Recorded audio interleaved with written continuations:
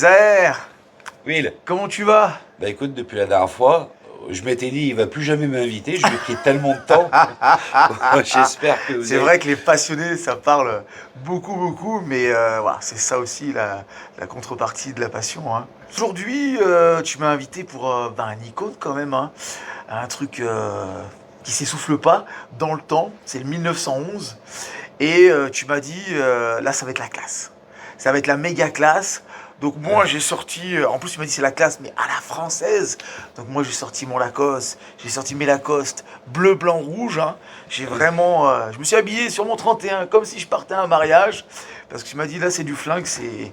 Voilà, c'est pas pour faire la guerre, limite, c'est même pas pour le tir sportif, c'est du bijou, quoi. T'as même pas envie d'y toucher tellement c'est beau. Donc je me suis dit, faut que je mette le paquet pour Zahir et pour la présentation. Tu m'avais fait l'honneur de me recevoir pour une première apparition publique. Je me suis dit, comment je vais faire pour lui renvoyer la balle? Et bah, tu sais quoi? Pour l'avant-première des King Eleven, eh bien, ça sera Will qui aura la primeur, ça sera Will qui aura l'interview, du moins la première, pour les présenter. Et on apporte Cabot Guns, qui est le Graal du 1911, c'est quand même le premier fabricant qui a osé créer un flingue à partir d'une météorite vieille de 4 milliards d'années et qui a réussi à vendre une paire de 1911 à plus de 4 millions de dollars. Je ne sais pas si tu vois, dans le domaine du tir sportif, ça n'existe pas. Ah oui. On sait très bien sûr, ça l'a lancé et aujourd'hui c'est devenu un symbole du luxe dans le monde de l'armement où les mecs ils s'arrachent ces produits. À côté de ça, on importe aussi l'Esbert qui lui est le pionnier du 1911 custom, je vais m'expliquer. Ah, ok.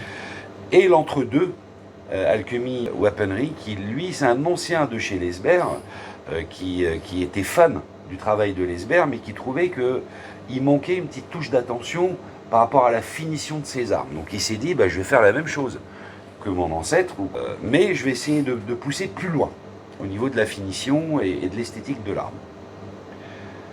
Puis nous, on reçoit les commandes, on les prépare pour les réexpédier, etc. Et puis on les contemple, on les admire. Et puis, à force de les voir, eh bien, c'est pas que tu commences à voir des défauts, mais tu commences à voir la limite de chacun. Puis après, tu fais un constat.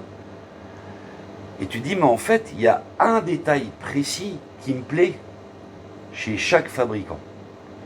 Ah, je Je dis, comprends. mais quel dommage qu'ils aient pas pris chacun de ces détails qui me plaisent particulièrement et qu'ils les aient pas mis dans un seul et même 1911. Ma présidente, qui est aussi tireur sportif et passionnée d'armes, l'air de me narguer comme ça, elle me dit, bah, t'as qu'à le faire. Et donc, ça a été le point déclenchant de l'aventure King Eleven qui a duré quand même un petit peu moins de 2 ans. 1911, c'est une icône, c'est emblématique. C'était le premier pistolet semi-automatique de l'histoire. Son design très simple, il est très efficace. Oui. C'est une arme fiable, parce que mécaniquement, elle n'est pas compliquée.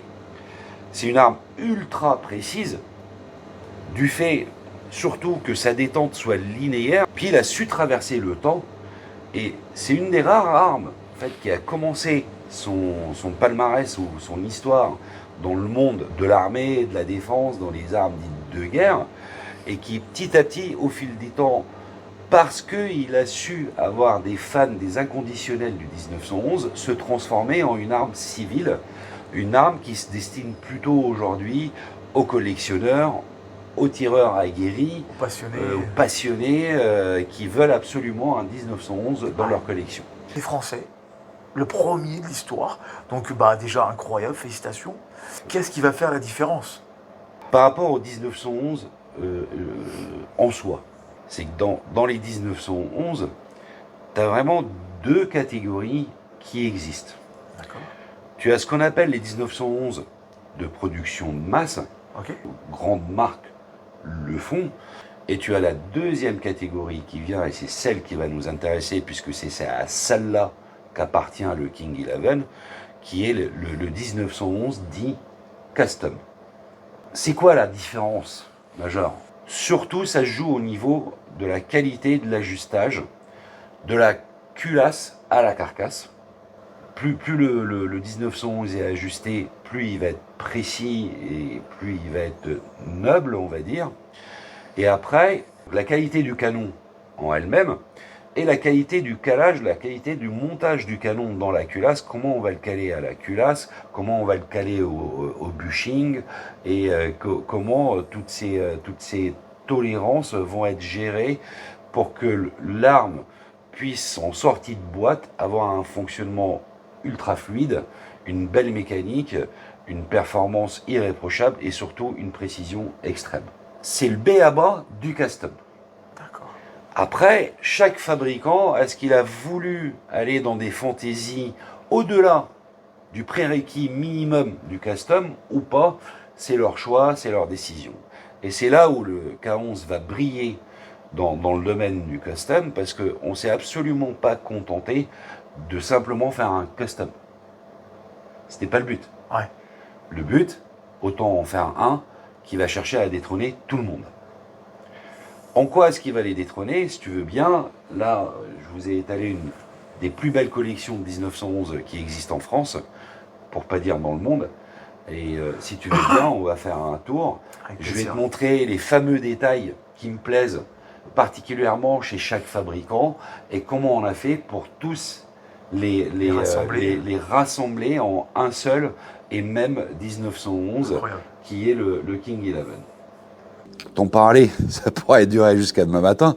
Tu commences à me connaître un petit peu. J'ai dit, c'est mieux de te montrer quand même. On va faire une chose d'abord, puisqu'on est très vaillant et vigilant sur la sécurité. On va montrer l'arme est sécuritaire. Tout est safe. Au même titre que toutes les armes qui sont exposées derrière, on les a examinées une par une. Ensemble, donc nos amis internautes, vous n'avez pas à vous inquiéter à ce niveau-là. C'est fait. On va avoir des manipulations, peut-être vous allez avoir un canon passé ou quoi, ne soyez pas offusqués, on sait ce qu'on fait, il n'y a pas de problème. Il y a deux catégories de 1911, celui production de masse, et là on a un très beau Colt entre les mains. C'est les dernières fabrications de Colt, en taille Commander 9 mm, et c'est une production de masse. C'est un beau produit, hein, on va pas se mentir, c'est quand même un beau produit, mais tu vois, dès que je touche un peu, je sens des pièces qui bougent à l'intérieur. Voilà. Et ça me choque, parce que je connais le prix de l'arme hein, quand même, qui est quand même pas un entrée de gamme. Hein. Je trouve, alors peut-être que c'est moi, hein, mais quand j'entends de tous les côtés que ça bouge comme ça, je dis pas que l'arme elle marchera pas et qu'elle n'est pas fiable, mais au niveau précision, ça me fait un peu peur. Et ce prix-là, pour une arme qui fait autant de bruit, ça m'embête un peu. Et pourtant, je suis quand même fan de cette marque. Hein. Elle fait du bruit parce que l'ajustage, là, Colt, volontairement, ils ont voulu laisser des tolérances extra généreuses pour favoriser la fiabilité de l'arme, en fait, faire en sorte qu'elle fonctionne dans n'importe quel environnement ou presque. Colt, dès le départ, c'est un fabricant d'armes de défense et d'armes militaires, donc ils se doivent d'avoir une fiabilité extraordinaire ou en dehors de tout reproche. Moi qui suis collectionneur de 1911, je peux pas imaginer ma collection de 1911 sans avoir un Colt. C'est quand même l'ancêtre du 1911. Ah ouais, monsieur. Donc respect, monsieur Colt. Le Lesber Custom, safety check, clear, qui est le pionnier du 1911 custom. Custom, ça veut dire personnalisé, mais là, dans ce cas précis, ça veut plus dire un 1911 qui a été fabriqué à l'unité, ou chez Lesber en particulier, c'est vraiment nos repères en qualité d'ajustage. Donc, je vais te le laisser prendre en main, et tu vas me dire... On a un ressenti différent, on avance, hein, on est vraiment... Et puis... tu vois, t'as déjà du mal à raquer la culasse, c'est ultra serré, c'est ultra calé. Il n'y a plus de pièces qui bougent, on est vraiment sur des choses vraiment... on avance, hein. Le grip est intéressant, peut-être un peu agressif, mais bon, il est vraiment sympa. Et je trouve ce produit très beau, déjà. Donc là, ce qu'on a à dire de ce Lesber, c'est que au niveau précision, tu auras du mal à le battre. C'est une réforme. Puisque l'ajustage, c'est un travail de merveille qui est fait dessus, la précision, elle est là. Elle est là, à chaque tir, tu as des groupes qui est extraordinaire. Sauf que Lesbert, il a peut-être eu tort ou pas, c'est sa philosophie à lui, il fait ce qu'il veut, il a raison, encore une fois. Ils s'en font un peu des artifices qui vont autour de l'arme. Lui, ce qu'il veut, dans sa philosophie, c'est qu'on puisse se transmettre son arme de père en fils, de génération en génération. Donc il veut une arme qui soit extrêmement durable, extrêmement fiable et extrêmement précise. Okay. Le reste, est-ce qu'elle est belle, est-ce qu'elle est pas belle, est-ce qu'on aime, on n'aime pas, ils s'en font un petit peu. Pour lui, une arme, c'est un outil, c'est pas... Oui, bien sûr. Tu vois, c'est sa philosophie, donc on le respecte. Par contre, quand je viens regarder, ce que j'adore chez lui, c'est ce chrome dur qui est fait sur ses armes. Ouais. Tu vois l'aspect brossé, bon, c'est pur. Et... Une autre déclinaison, là, à Lesbert, il l'a fait, mais pas pour des raisons esthétiques. Donc, safety check, clear. Là, c'est le modèle monolithe de chez Lesbert. Je vous le montre parce qu'il faut le montrer. C'est le seul 1911 aujourd'hui qui a cette gueule-là parce que la carcasse, elle va jusqu'au bout de la culasse. Ce qu'ils appellent les Américains le dust cover. Et ça lui donne un look extraordinaire. On voit que sur la plaquette ici, on a vraiment l'emplacement du pouce. Alors, c'est pas les plaquettes d'origine. D'accord. C'est parce que les plaquettes d'origine, elles ressembleraient plus à ça. Okay. Et nous, on va emmener une petite touche supplémentaire, puisque Lesbert, lui, il y accorde pas d'importance. Mais on sait que nos tireurs en France, ils sont plus sensibles à ça, donc on essaye de faire des choses direct, plus sympas. Je trouve ça vraiment sympa. Voilà. On avance sur des produits qui déjà vraiment sympas. On arrive chez ACW, c'est Alchemy Custom Weaponry. Donc ça, c'est l'ancien apprenti de chez Lesbert, si tu te souviens de l'histoire, qui a voulu faire une arme de la même qualité que Lesbert, mais de pousser l'esthétique un cran au-dessus. Et voilà le résultat. Je dois avouer qu'il est vraiment réussi. Je te laisse regarder. Bon, safety check, clear. Incroyable. Ah, c'est vraiment un produit, une finition qui est magnifique. Vraiment incroyable. T'es d'accord, on voit tout de suite la différence. On voit, bon, là, ça respire la qualité, ça respire la santé, il n'y a pas de problème. Mais, quand on prend celui-là, on se dit, waouh, il respire la santé, mais en plus, il est beau. Ah ouais, c'est vrai, il est vraiment beau. Tu vois ? Sur un produit incroyable encore. Alors, qu'est-ce qui fait par rapport à Lesbert qu'il est plus beau ? Il faut que tu le regardes un petit peu plus dans le détail. Tu vois, tu prends un Lesbert, là, je suis obligé de... On va mettre les canons vers le haut. Regarde le canon du Lesbert. Ouais. Il dépasse le bushing. Okay. Il n'est pas couronné. Il est noir. L'arme est chromée. Ouais. Ça contraste un petit peu. C'est, on peut appeler ça, à mon sens à moi, c'est une faute de goût. D'accord. J'arrive sur le guidon. Bon, aucun a fait mieux que l'autre. Ils ont tous les deux mis des guidons sur une queue d'aronde, donc le montage classique, etc. Sauf qu'on voit Alchemy, il a poussé un petit peu plus. Il a mis un grain d'orge. Et grain d'orge sur un guidon de 1911, c'est le must du luxe. D'accord. C'est très compliqué à faire. C'est beaucoup plus compliqué, en tout cas, qu'un guidon classique. Ah oui, classique. Ouais. On vient à l'arrêtoire de culasse, si on regarde bien, et là, il est là le détail qui plaît à Zahir. Le HRT4, ça veut dire que tu as l'arrêtoire du culasse qui a été coupé à ras de la carcasse et qui a été couronné. C'est une preuve de confort. Tu regardes chez Lesbert, on n'a pas ça. Qui dépasse. Alors, pour les tireurs droitiers, en dehors de l'aspect esthétique, il n'y a aucun intérêt. Par contre, ceux qui vont trouver leur bonheur sur cette coupe-là, c'est tous les tireurs gauchers. Où là, ils vont pas avoir le doigt qui va venir se poser sur l'arrêtoire de culasse et le repousser par inadvertance pour faire créer un incident de tir. Pour le reste, le polissage chez Alchemy, il est absolument parfait, mais ce qui est dommage, avoir fait un polissage de cette qualité-là et s'être contenté d'un simple bronzage. Un bronzage, c'est très beau, mais ça vieillit mal dans le temps. Dans la même gamme, donc là on est sur le milieu de gamme du custom. Safety check, clear. On arrive chez le mythique Nighthawk. Nighthawk, c'est aux États-Unis, c'est l'emblème de mec qui a réussi, qui veut une belle arme de bad boy, mais élégante, dans l'air du temps. Voilà, exactement. Qui va jouer au golf avec son flingue. Par exemple, ou qui va griller son ribs avec, tu vois, la sauce barbecue. Voilà, je te le confie. Oh. Ah, il y a une aisance là quand je l'attrape, on se sent bien. Là, tu vas sentir la fluidité, tu vas sentir encore une fois la qualité. Eux, en plus, ils sont venus le moderniser en lui ajoutant un rail pour des accessoires, pour le tireur qui veut ajouter une lampe, un laser, etc. Ah, ouais. Ils ont fait très attention aux détails, puisque encore une fois, regarde, on retrouve ce fameux grain d'orge sur le guidon, on retrouve le canon coupé à ras, biseauté, on retrouve l'arrêtoire de culasse coupé, donc c'est des références un petit peu quand on monte en gamme dans le custom qu'on va retrouver chez les uns et chez les autres. Là, au niveau de la finition, là, lui, il s'est pas embêté à faire du polissage, là, il a fait un QPQ. Okay. Si tu te souviens de ce procédé de nitrure, qui est extrêmement durable, extrêmement résistant, simple, efficace. Ouais. Beau, on ne sait pas. Chaque tireur décidera pour lui-même. Bien sûr. Et le sein du sein, chez Monsieur Cabot Guns, et là tu vois tout de suite que c'est américain. Attends, je fais mes devoirs, safety check, clear. Tu peux pas dire que c'est français. Alors la pure tradition américaine, là. On aime ou on déteste. Waouh. Donc, waouh.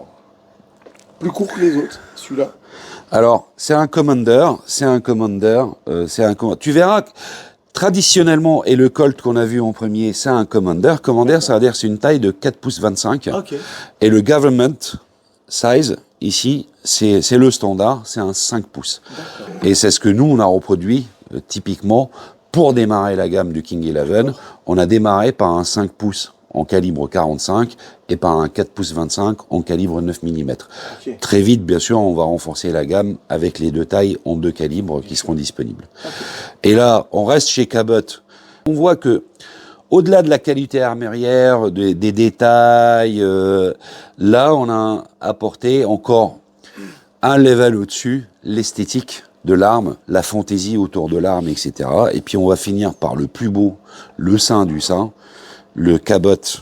Pour ceux qui suivent un peu la chaîne depuis un petit moment, la Sidamas, voilà. J'en parle souvent, hein, sur les sabres japonais, sur les couteaux, c'est une qualité de malade. C'est le seul 1911 aujourd'hui digne de ce nom, qui est fabriqué en Damas. Alors nous on importe les modèles avec la culasse uniquement en Damas, parce que déjà on est sur 5 chiffres avec un 2, mais si tu commences à faire un full Damas avec la carcasse Damas, etc., là tu démarres avec 5 chiffres, avec un 5 au départ, au minimum. Au minimum. Ah, ouais. C'est des armes qui sont tellement belles, t'as même pas envie de tirer avec. Moi je tire avec. Hein. Moi aussi. C'est vrai que... Moi aussi. Mais c'est des produits d'exception, tu dis waouh. Le défi, c'était vraiment de faire quelque chose d'au moins aussi bien que cette famille de custom qui existe là et qui est, pour la plupart, pas facile quand même, hein. Inaccessible, parce que faut pas perdre de vue que chez Premium Arms, on a une promesse, c'est de proposer des armes de la plus haute qualité au meilleur prix, et tant qu'à faire, essayer d'avoir une gamme abordable pour que tous les tireurs s'y retrouvent et qu'il n'y ait pas de frustration. Ah oui, mais moi j'adore Legacy, mais j'ai pas les moyens. Ouais. Alors, on a fait autrement. On s'est dit, on va faire plusieurs gammes, justement, pour arriver à contenter tout le monde. Ouais, on va démarrer par la gamme Sport, donc qui est très bien fabriquée. Au niveau usinage, fiabilité, précision, elle n'a rien à envier aux deux autres gammes. Mais là, on a fait une finition comme le Nighthawk, simple, efficace. QPQ. Ok. Ah ouais, je reconnais. Durable, résistant. Je reconnais les plaquettes. Voilà. Je reconnais le grain d'orge. Magnifique, magnifique. Là, tu vas le regarder dans tous ses détails. L'ajustement vraiment sympa. Ah ouais. Je reconnais tous les petits points de détail, hein, qu'on a parlé tout à l'heure. Sauf qu'on a poussé un petit peu plus loin. Et tu vois que là, il n'y a plus de queue d'aronde. Waouh, le détail. Sur le guidon, on a encastrer le guidon dans la culasse directement et on le fait enfermer par le bushing. Waouh, Donc, sympa. et le petit clin d'œil, très peu de tireurs le savent, mais ils vont pas tarder à le savoir. La culasse avec les stries d'appréhension à l'arrière et à l'avant, quand tu regardes bien, tu vois le K11 Oh, le détail qui tue. gravé dans la culasse, et c'est à ça que vous allez King reconnaître 11. un King 11 à 1 km. Ah, incroyable. On se met un point d'honneur au poids de détente et à la qualité de départ de nos armes, parce que pour le tir sportif, encore une fois, c'est ce qui va conditionner la précision de l'arme, et c'est un des piliers de la précision, c'est la qualité du départ. Donc là, tu vas avoir ce modèle-là, le sport, en QPQ, qui va, pour le modèle de base, il va être livré avec des plaquettes bois classiques, une hausse fixe pour tous les amateurs du tard, par exemple, qui n'ont pas le droit à la hausse réglable, mais qui a dans le détail exactement la même finition et les mêmes détails que les deux autres gammes. Donc il n'a rien à envier, mais si tu cherches un 1911 performant, fiable, précis, et que tu es serré au niveau budget, tu vas t'orienter sur ce modèle-là. Tu peux prendre la même finition, mais un petit cran au-dessus avec une détente préparée à 1,5 kg et une hausse full réglable si tu fais pas de tard. On est quasiment dans la même zone de prix, donc là, tu verras pas de différence. Vient après le Trophy Master, qui lui, c'est le parfait équilibre entre performance et notion budgétaire, je dirais. Là, tu es un tireur déjà plus aguerri, plus exigeant.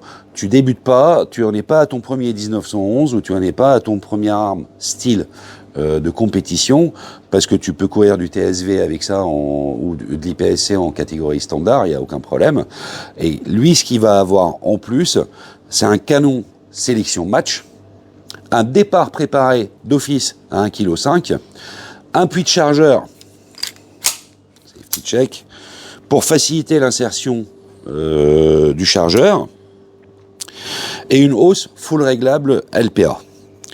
Là, tu peux le retrouver pour les amateurs ou pour ceux qui sont plus sensibles à l'esthétique, tu peux le retrouver soit en finition QPQ, soit en finition chrome dur, exactement comme le Lesber. Voilà, si je te les mets side by side. Ouais, ok. Et c'est marrant parce que maintenant je le vois partout, le King 11. Bah, tu vas Le petit plus voir détail que qui ça. tue. Et un petit accent quand même sur la poignée carbone, je te laisse regarder. Oh. Je trouve que c'est un contraste. Oh, c'est un confort. Puis esthétiquement, voilà, c'est un bad boy, c'est notre bad boy à nous. C'est vraiment incroyable au niveau sensation. Donc 100% fibre de carbone, Donc du poids en moins. Hein. du poids en moins, du confort, de l'ergonomie. C'est pareil, l'ajustement il est incroyable. Hein. Vraiment. La détente c'est pareil. Pas de détente. Waouh. Ouais, sacré produit aussi là. De là, on va rebondir sur la gamme signature. En plus de la perfection de l'ajustage, de la mécanique qui a été faite dessus, de la précision, là, on a apporté la touche à la française parce que tu as l'icône américaine, le 1911, bon, on a compris. Ciao les Américains, vous êtes les rois du muscle car, vous êtes les rois du 1911. Mais il fallait quand même qu'on arrive à combiner cette icône américaine à l'élégance française. Et c'est là où la gamme signature prend tout son sens. D'accord. Là, on va arriver sur des finitions qui sont entièrement faites à la main, avec des matériaux précieux ou nobles. Je vais te montrer le premier de la gamme signature, le modèle Titane. Le bruit de la culasse c'était impressionnant. Oh là là. Incroyable. On peut dire que c'est du pur plasma. C'est les plaques de matériaux qui sont utilisées, c'est du titane. De là, on va rebondir sur le full black, l'Obsidian Black, mais qui a été entièrement poli à la main pour un fini miroir. Oh. Alors, par contre, j'aurais dû amener mes gants blancs aussi. Hein, Exactement, pour manipuler une arme exactement. comme ça. Mais c'est pas grave, on Donc là, on est leur plus sur mettra on un est coup. sur un bijou, hein, on va pas se mentir. Pas encore, pas encore. Ah, pas encore. Moi, celui-là, il Pas mal a. déjà, là. Alors, celui que tu as dans les mains, là, il doit avoir pas loin de 5000 cartouches au compteur. D'accord. Ça, c'est un- Ronce de noyer. Je vais te contrarier, ronce de Tua. Ah, pardon. Donc un cran au-dessus. Et tu sais, Il y a un truc que j'adore faire, mais il faut pas le dire. Ça y est l'odeur. Sens. Ah ouais, incroyable. Et tu reconnais l'essence Ah ouais. à l'odeur. Du moins, tu arriveras à savoir que c'est pas la même essence de bois. La gamme signature, là, on est plus simplement dans le tireur aguerri, qui est à la recherche d'une arme au fonctionnement irréprochable et à la précision extrême. Là, on se rapproche du collectionneur qui veut absolument une pièce unique. Quand il arrive au stand, il sort son arme, il la pose sur le pas de tir. Tout le monde se recule, il se dit waouh, qu'est-ce que c'est que ce truc? Et je pense que. Efficace, performant. Alors après, si tu le trouves trop noir, je te propose autre chose. Ah, excellent. Alors, on aime ou on déteste. Il n'y aura pas de demi-mesure là-dessus, mais moi j'aime beaucoup. Tu vois qu'on les a. Ces nuances de couleurs entre le rose, le doré, je le trouve magnifique. Là, tu remarqueras qu'il n'y a pas de hausse montée dessus, parce que ça va être des pièces à la commande. Donc le tireur, il pourra aller les commander chez son armurier, ils sont précommande chez nous. Et en fonction du choix du tireur, la hausse sera montée avec des points blancs, toutes noires, fixes, réglables, etc. Et possibilité sur la gamme signature, pour ceux qui le souhaitent, de faire graver leurs initiales ou ce qu'ils veulent sur l'arme. C'est inclus dans le prix. Et par rapport à la finition, il n'y avait pas que les 1911 qui nous travaillaient. Tu sais qu'on est aussi importateur de Colt classique. Colt classique qui est très connu pour ses revolvers de très grande qualité, mais surtout pour son fameux Colt bleu, que je vais te montrer là. Donc, ok, tout va bien. Est-ce que tu en avais déjà vu un d'aussi près? Oh, jamais, jamais. Regarde ces reflets violets, bleus, dorés. C'est magnifique. C'est un travail de fou pour arriver à un rendu comme ça. C'est du polissage à la main. Alors, au démarrage du plasma, ça a été développé en France, faut le savoir. Bravo, Cocorico. Cort, pendant très longtemps, nous l'a caché, mais on a fini par le savoir. Polisser toutes ces pièces en Allemagne, les envoyer en France pour les faire traiter et retourner en Allemagne pour les assembler. Et donc, c'est un traitement de surface qui est extrêmement résistant et qui va durcir le métal. D'accord. Et les premières applications qui ont été faites, elles ont été faites sur les soupapes de moteurs de Formule 1. Putain, la qualité des détails, la qualité... Garde-le. Ok. Il l'a dit, hein. Vous êtes tous témoins. Il a dit garde-le. Pour l'instant. Ah, pour l'instant. Et là, Waouh. tu vas avoir un King 11 Un King 11. Donc, versus un Cort. je crois que un petit peu de ressemblance. Et comme on l'a dit, hein, s'inspirer des meilleurs, hein, donc dans un domaine. Hein. On l'a dit, il n'y a aucune honte. Wow. Quand tu vois une recette qui fonctionne, qui est belle,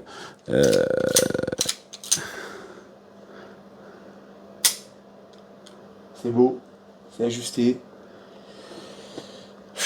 Incroyable. Incroyable. la gamme signature sera livrée comme ça,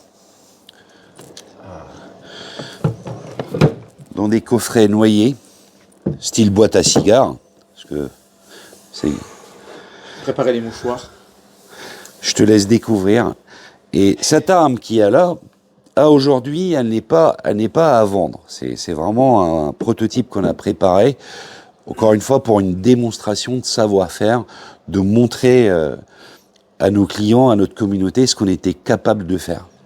Je te laisse le découvrir. On est parti? Ah mon Dieu. Ah, incroyable, incroyable. Alors déjà la boîte elle est incroyable. Hein. Mais alors après quand on a l'arme, je peux me permettre de... Mais bien sûr, je t'en prie, je t'en prie. Waouh, waouh. Donc on la check. Ok, tout va bien. Regardez-moi cette pièce d'orfèvrerie. Là, on est toujours sur la finition plasma, mais tu vois, à l'instar de ce noir ou du bleu que tu as vu qui est très brillant, on a fait un poly-miroir dessus. Là, on a fait un autre procédé où on a atténué ce côté brillant pour le matifier et lui donner un côté un peu vintage par rapport à la carcasse et la culasse. Et si tu regardes les éléments de contrôle et le canon, tu verras qu'il y en a pas un qui a exactement les mêmes nuances ou les mêmes teintes que l'autre. Et c'est ce qui fait toute la beauté de cette arme. Il y a justement des couleurs incroyables. En dehors de la recherche, parce que ça c'est du bois naturel, hein. Si tu touches, c'est du bois. C'est un procédé qu'on a découvert chez un partenaire qui est, je pense, encore plus passionné que nous, mais lui, du bois. Et il nous a appris qu'il arrivait à stabiliser du bois de champignon fossilisé. Alors moi, j'en avais jamais entendu parler. Moi non plus. J'ai dit, bon, il a peut-être bu un truc de trop. Il a peut-être fumé les champignons. Et quand il m'a amené dans son atelier et qu'il m'a montré ce qu'il faisait, et c'est vrai que ça sentait les essences de bois, tu te rapprochais, à plein nez, ça sentait le champignon. Et c'est un procédé qu'il a développé, il teinte ça dans la masse, après il le cuit au four, il ressort, il stabilise, c'est extraordinaire. Extraordinaire. Et on a réussi à choper les teintes du Havane qui est appliqué sur le corps du 1911, et toutes les teintes du bleu, si tu regardes, qui sont sur les éléments de contrôle, se retrouvent dans la plaquette. D'accord, incroyable. Incroyable. Quelle beauté, quelle merveille. Les détails de couleurs, de finition sont juste incroyables. Oh là là, ces ajustements sont...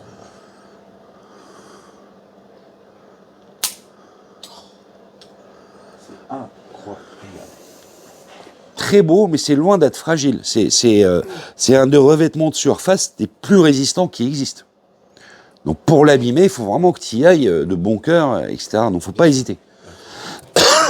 On va clôturer la gamme avec mon préféré aujourd'hui, je ne sais pas demain, mais aujourd'hui, je te laisse découvrir. Aïe, aïe, aïe, aïe, aïe, aïe. Donc le King 11 par excellence, le 45 en 5 pouces, avec une ronce de tuya, complètement ajustée à la main. Je t'en prie, je t'en prie. Incroyable. Donc, toujours nos mesures de sécurité. Oh, l'ajustement de la culasse. Non mais c'est incroyable. Regardez ça.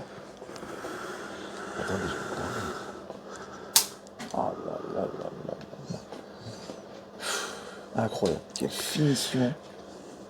On Là, est proche de la perfection. Là. Tu vois qu'on est dans l'horlogerie. En tout cas, tout a été mis en œuvre pour une expérience de tir des plus agréables. La précision, je te laisserai découvrir lors de tes tirs d'essai, parce que je sais que tu ne manqueras pas de les mettre à l'épreuve, et nous faire un feedback sur tes ressentis. On est sur un 20 sur 10, hein, sans problème. Je ne me suis pas trompé, je n'ai pas fait preuve de dyslexie à ce moment-là. Voilà, rien que l'ajustement, tout, on est déjà sur des notes très très hautes, c'est difficile à battre. Là, ça n'a jamais été fait sur un 1911. Ce procédé de revêtement, cette qualité de travail, ça n'a jamais été réalisé sur un 1911. Français, messieurs, dames. Et c'est français. On va pas refaire le débat du français et des questions que tu m'as posées lors de notre dernière vue. Est-ce que c'est du 100% made in France? Je pense qu'on a passé ce cap-là. Donc avec toutes les contraintes qu'on a expliquées la dernière fois, on confirme que le King 11 est bien le premier 1911 français de l'histoire. C'est bien une étoile française qui viendra briller au-dessus du drapeau américain. Ah oui, vraiment là, je pense qu'on a trouvé ce qu'il fallait là. La formule, elle est gagnante. C'est incroyable. Il reste juste à être connu maintenant parce que... incroyable, incroyable. Produit d'exception, produit de rêve. J'ai pas d'autres mots, quoi. Vraiment... J'ai hâte de tirer, mais je sais que c'est solide et que tu me l'as dit et répété, mais c'est tellement beau qu'on se dit, mais je peux pas. Mais qu'est-ce que t'attends? Salut, amuse-toi bien, surtout tu me renvoies le flingue, tu le gardes pas.